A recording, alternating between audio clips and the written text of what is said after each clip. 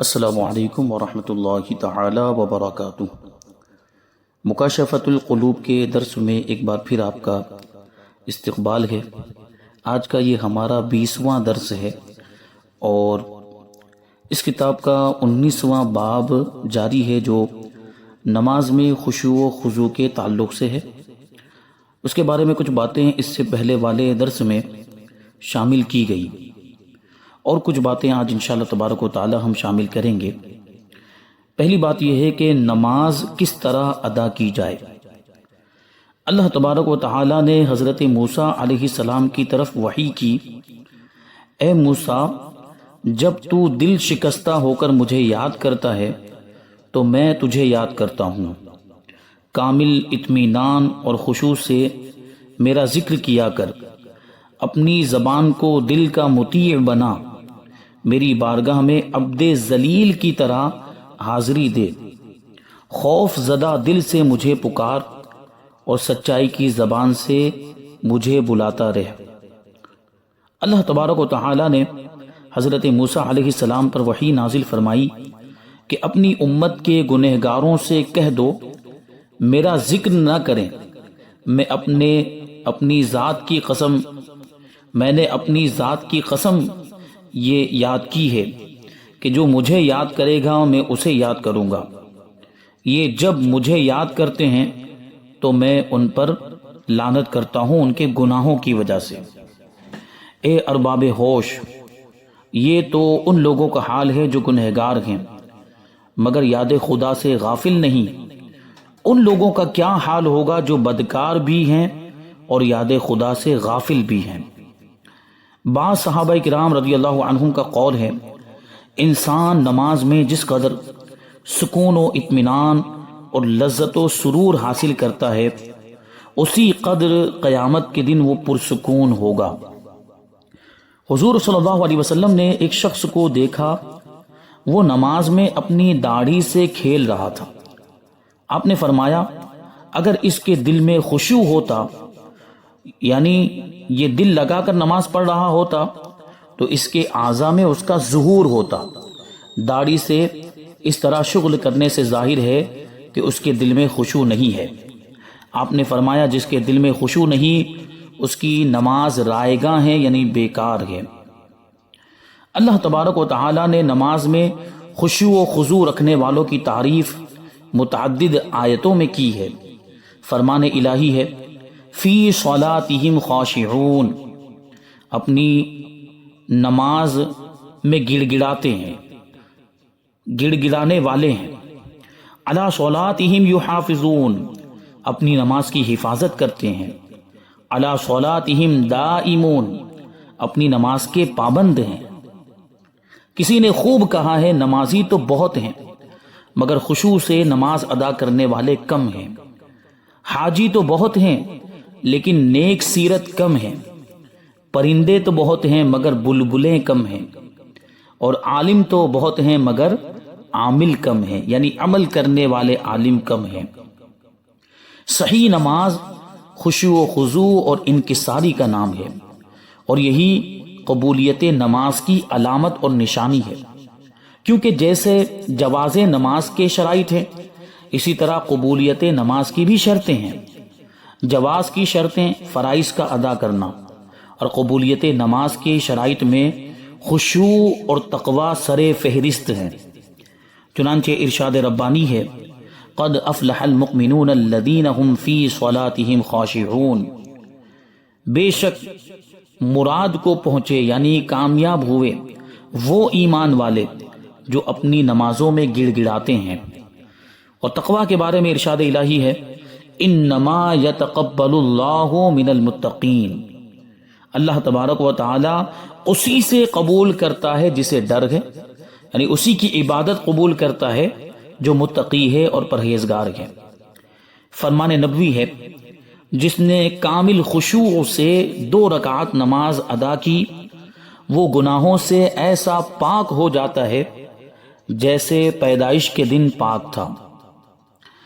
حقیقت یہ ہے کہ نماز میں دل خیالات فاسدہ کی وجہ سے، برے خیالات اور وسوسوں کی وجہ سے صحیح معنوں میں نماز کی طرف متوجہ نہیں ہو پاتا، لہٰذا ان خیالات سے نجات حاصل کرنا ضروری ہے۔ نجات کے کئی طریقے ہیں۔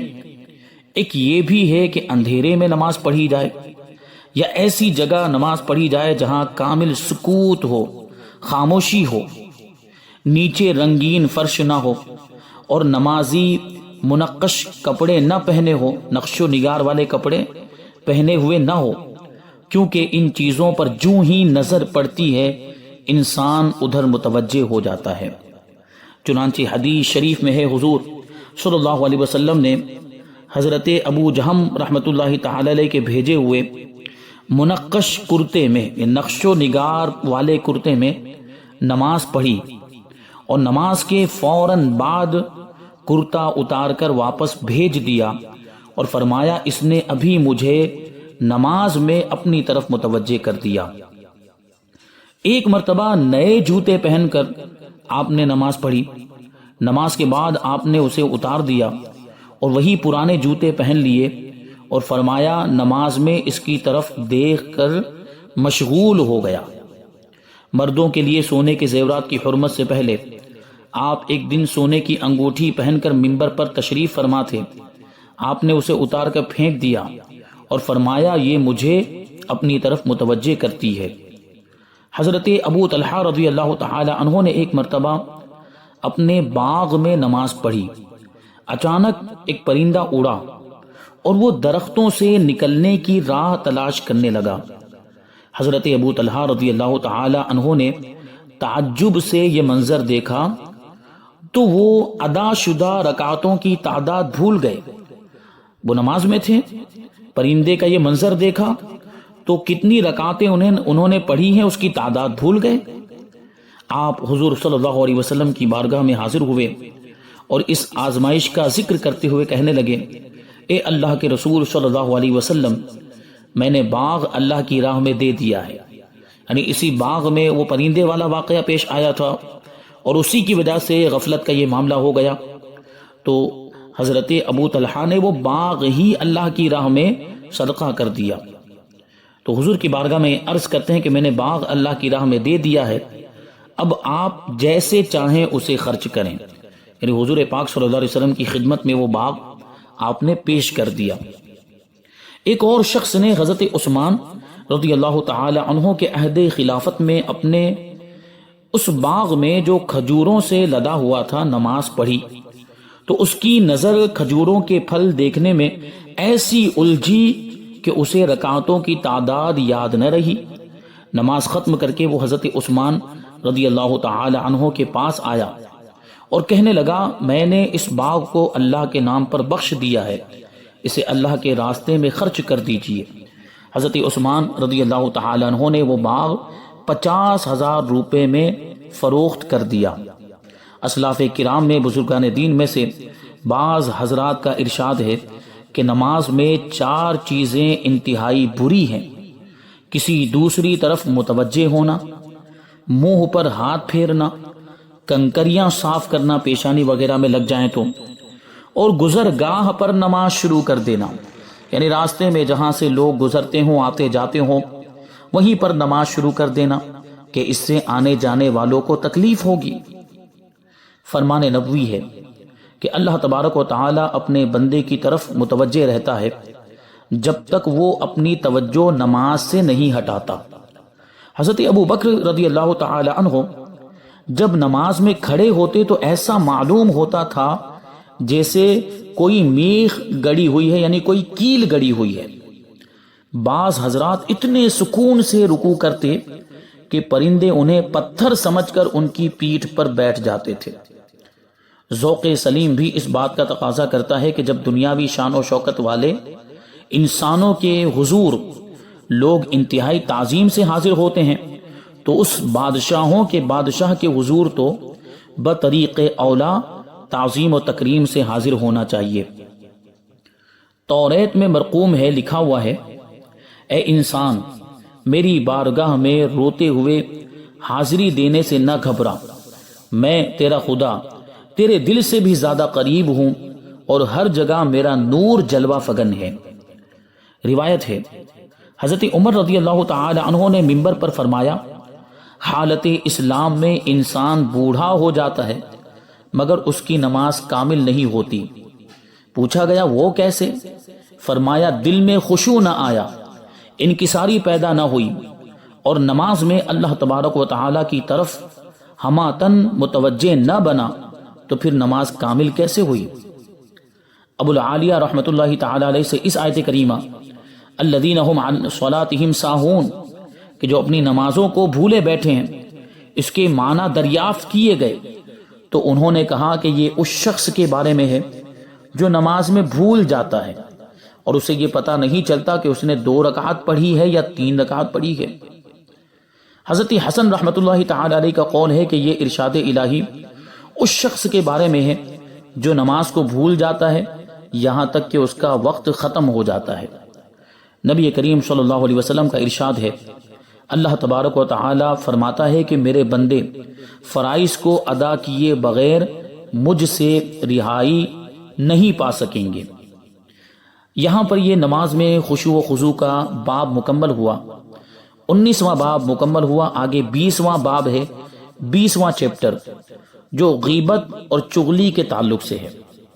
غیبت کسی کی پیٹھ پیچھے برائی بیان کرنا، اور چغلی ادھر کی بات ادھر لگا دینا جس سے دشمنیاں پیدا ہو، نفرتیں پیدا ہو اور لوگوں کے دلوں سے ایک دوسرے کی محبت ختم ہو جائے۔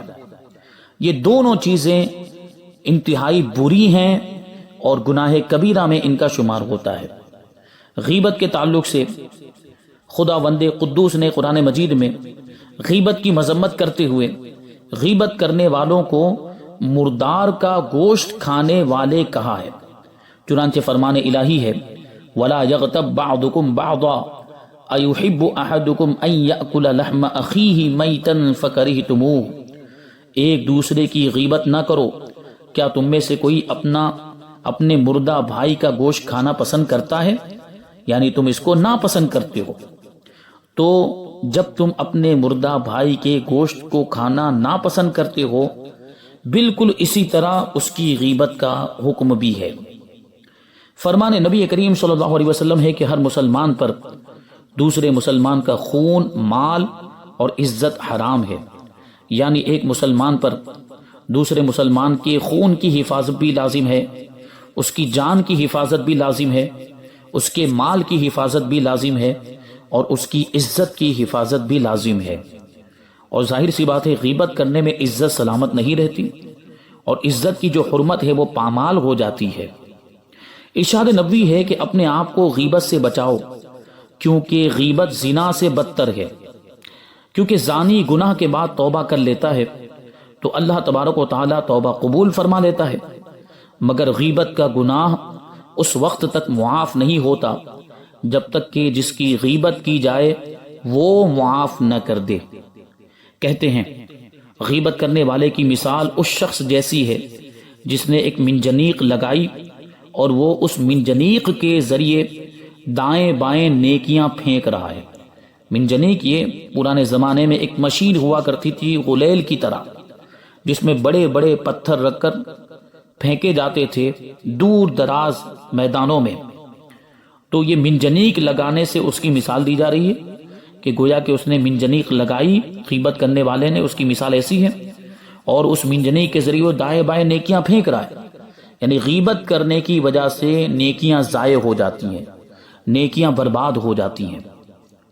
رسول اللہ صلی اللہ علیہ وسلم کا ارشاد ہے، جو کسی مسلمان بھائی کی برائی چاہتے ہوئے غیبت کرتا ہے، اللہ تبارک و تعالی اسے یوم قیامت جہنم کے پل پر اس وقت تک کھڑا کرے گا کہ جو کچھ اس نے کہا تھا وہ نکل جائے۔ فرمان رسول کریم صلی اللہ علیہ وسلم ہے، غیبت یہ ہے کہ تو اپنے بھائی کی اس چیز کا ذکر کرے جسے وہ ناپسند کرتا ہے، خواہ اس کے بدن کا کوئی عیب ہو، نسب کا عیب ہو، اس کے قول و فعل یا دین و دنیا کا عیب ہو، یہاں تک کہ اس کے کپڑوں اور سواری میں بھی کوئی عیب نکالے گا تو یہ غیبت ہوگی۔ بعض متقدمین یعنی اگلے بزرگان دین کا قول ہے، یہ کہنا بھی کہ فلاں کا کپڑا لمبا یا چھوٹا ہے غیبت ہے، چے جائے کہ اس کی ذات کے نقص گنے جائیں، یعنی اس کی ذات میں خرابیاں اور خامیاں بیان کی جائیں، تو اس غیبت کا کیا ٹھکانہ ہوگا۔ ایک چھوٹے قد کی عورت کسی کام کے لیے حضور صلی اللہ علیہ وسلم کی خدمت میں حاضر ہوئی۔ جب وہ واپس چلی گئی تو حضرت عائشہ رضی اللہ تعالی عنہا نے کہا اس کا قد کتنا چھوٹا تھا، تو حضور صلی اللہ علیہ وسلم نے فرمایا عائشہ تم نے اس کی غیبت کی ہے۔ حضور صلی اللہ علیہ وسلم ارشاد فرماتے ہیں کہ اپنے آپ کو غیبت سے بچاؤ، کیونکہ اس میں 3 مصیبتیں ہیں۔ غیبت کرنے والے کی دعا قبول نہیں ہوتی، اس کی نیکیاں نامقبول ہوتی ہیں، اور اس پر گناہوں کی یورش یعنی یلغار ہوتی، گناہوں کا حملہ ہوتا ہے۔ آگے چغل خور کا انجام بیان کرتے ہیں۔ حضور صلی اللہ علیہ وسلم ارشاد فرماتے ہیں کہ قیامت کے دن بدترین آدمی 2 چہروں والا چغل خور ہوگا، جو آپ کے پاس اور چہرہ لے کر آتا ہے اور دوسرے کے پاس اور چہرہ لے کر جاتا ہے، اور فرمایا جو دنیا میں چغل خوری کرتا ہے قیامت کے دن اس کے منہ سے آگ کی 2 زبانیں نظر آئیں گی۔ حضور صلی اللہ علیہ وسلم کا ارشاد ہے چغل خور جنت میں نہیں جائے گا۔ اللہ تبارک و تعالی نے تمام جانوروں کے منہ میں زبان پیدا کی ہے، مگر مچھلی کو زبان نہیں دی گئی۔ اس کی وجہ یہ ہے کہ جب حکم خداوندی سے فرشتوں نے آدم علیہ السلام کو سجدہ کیا اور ابلیس رجیم ہو کر مسخ شدہ صورت میں زمین پر پھینک دیا گیا تو وہ سمندروں کی طرف گیا، تو اسے سب سے پہلے مچھلی نظر آئی، جسے اس نے آدم علیہ السلام کی تخلیق کا، آپ کی پیدائش کا قصہ سنایا، اور یہ بھی بتلایا کہ وہ بحر و بر کے جانوروں کا شکار کرے گا۔ تو مچھلی نے تمام دریائی جانوروں تک حضرت آدم علیہ السلام کی کہانی کہہ سنائی۔ بئی وجہ اسے اللہ تبارک و تعالی نے زبان کے شرف سے محروم کر دیا۔ حضرت عمرو بن دینار رحمۃ اللہ تعالی علیہ کہتے ہیں کہ مدینہ طیبہ میں ایک شخص رہتا تھا جس کی بہن مدینہ کے نواح میں رہتی تھی، یعنی مدینہ کے ارد گرد بستیوں میں رہتی تھی۔ وہ بیمار ہو گئی تو یہ شخص اس کی تیمارداری میں لگا رہا، لیکن وہ مر گئی تو اس شخص نے اس کی تجہیز و تکفین کا انتظام کیا۔ آخر جب اسے دفن کر کے واپس آیا تو اسے یاد آیا کہ وہ رقم کی ایک تھیلی قبر میں بھول آیا ہے۔ اس نے اپنے ایک دوست کی مدد طلب کی، دونوں نے جا کر اس کی قبر کھود کر تھیلی نکال لی۔ تو اس نے دوست سے کہا ذرا ہٹنا، میں دیکھوں تو صحیح میری بہن کس حال میں ہے۔ اس نے لحد میں جھانک کر دیکھا تو وہ آگ سے بھڑک رہی تھی۔ وہ واپس چپ چاپ چلا آیا اور ماں سے پوچھا میری بہن میں کیا کوئی خراب عادت تھی؟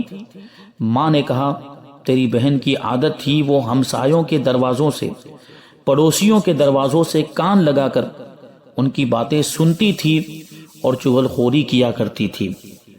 پس اس شخص کو معلوم ہو گیا کہ عذاب کا سبب کیا ہے۔ پس جو شخص عذاب قبر سے بچنا چاہتا ہے اسے چاہیے کہ وہ غیبت اور چغل خوری سے پرہیز کرے۔ حضرت ابو اللیث بخاری رحمۃ اللہ تعالی علیہ حج کے لیے گھر سے روانہ ہوئے اور 2 دینار جیب میں ڈال لیے۔ روانہ ہوتے وقت قسم کھائی کہ اگر میں نے مکہ مکرمہ کو جاتے یا گھر واپس آتے ہوئے کسی کی غیبت کی تو یہ 2 دینار اللہ کے نام پر صدقہ کر دوں گا۔ آپ مکہ شریف تک گئے اور گھر واپس آئے، مگر دینار اسی طرح ان کی جیب میں محفوظ رہے۔ ان سے غیبت کے بارے میں پوچھا گیا تو انہوں نے جواب دیا میں ایک مرتبہ کی غیبت کو 100 مرتبہ کے زنا سے بدترین سمجھتا ہوں۔ حضرت ابو حفص الکبیر رحمۃ اللہ تعالی علیہ کا قول ہے کہ میں کسی انسان کی غیبت کرنے کو ماہ رمضان کے روزے نہ رکھنے سے بدتر سمجھتا ہوں۔ پھر فرمایا جس نے کسی عالم کی غیبت کی تو قیامت کے دن اس کے چہرے پر لکھا ہوا ہوگا یہ اللہ کی رحمت سے نا امید ہے۔ فرمان نبوی ہے معراج کی رات میرا ایسی قوم پر گزر ہوا جو اپنے ناخنوں سے اپنے چہروں کو چھیل رہے تھے اور مردار کھا رہے تھے۔ میں نے جبرائیل امین سے پوچھا یہ کون لوگ ہیں؟ جبرائیل نے کہا یہ وہ لوگ ہیں جو دنیا میں لوگوں کا گوشت کھاتے رہے ہیں، یعنی غیبت کرتے رہے ہیں۔ حضرت حسن رضی اللہ تعالی عنہ کا قول ہے، رب ذوالجلال کی قسم، غیبت لقمے کے پیٹ میں پہنچنے سے بھی جلد تر مومن کے دین میں رخنا ڈال دیتی ہے، یعنی اس کے دین میں نقصان پیدا کر دیتی ہے۔ حضرت سلمان فارسی حضرت ابو بکر اور عمر رضی اللہ عنہم کے ہم سفر تھے اور ان کے لیے کھانا تیار کرتے تھے۔ ایک مرتبہ ایسا اتفاق ہوا کہ حضرت سلمان رضی اللہ تعالی عنہ نے کھانے کی کوئی چیز نہیں پائی جسے تیار کر کے وہ کھا سکیں۔ حضرت ابو بکر عمر رضی اللہ عنہما نے انہیں حضور کی خدمت میں بھیجا کہ جا کر دیکھو وہاں کچھ موجود ہے۔ انہوں نے واپس آ کر بتلایا کہ وہاں کچھ نہیں ہے۔ اس پر انہوں نے کہا کہ اگر تم فلاں کنویں کی طرف جاتے تو اس کا پانی بھی خشک ہو جاتا۔ تب یہ آیت کریمہ نازل ہوئی، وَلَا يَغْتَبْ بَعْضُكُمْ بَعْضًا، یعنی ایک دوسرے کی غیبت نہ کرو۔ حضرت ابو ہریرہ رضی اللہ تعالی عنہ سے مروی ہے، حضور صلی اللہ علیہ وسلم نے فرمایا، جو دنیا میں اپنے بھائی کا گوشت کھاتا ہے، قیامت کے دن اس کے سامنے مردہ بھائی کا گوشت رکھا جائے گا اور کہا جائے گا جسے تو زندہ کھاتا تھا اب مردہ کو بھی کھا، اور وہ اسے کھائے گا۔ پھر آپ نے یہ آیت کریمہ تلاوت کی، اَيُحِبُّ أَحَدُكُمْ أَن يَأْكُلَ لَحْمَ أَخِيهِ مَيْتًا، کیا تم میں سے کوئی یہ پسند کرتا ہے کہ اپنے مردہ بھائی کا گوشت کھائے؟ یہ غیبت کا بیان ابھی جاری ہے، اس میں کچھ باتیں رہ گئی ہیں، جیسے غیبت کی بدبو۔ پرانے زمانے میں جب کوئی غیبت کرتا تھا تو اس کی بدبو پھیلتی تھی اور پتہ چل جاتا تھا کہ یہ غیبت کرنے والا ہے۔ اب وہ بدبو کیوں بند ہو گئی؟ اور یہ کہ غیبت زنا سے بھی بدتر ہے، تو یہ بات انشاءاللہ تبارک و تعالی ہم آئندہ درس میں شامل کریں گے، اور 21واں باب جو زکوٰۃ کے بارے میں ہے اس کو بھی ہم انشاءاللہ تبارک و تعالی آئندہ درس میں شامل کریں گے۔ اللہ تبارک و تعالی کی بارگاہ میں دعا ہے کہ جو کچھ بھی بیان ہوا اس پر ہم سب کو عمل کرنے کی توفیق عطا فرمائے۔ وما علینا الا البلاغ۔ السلام علیکم۔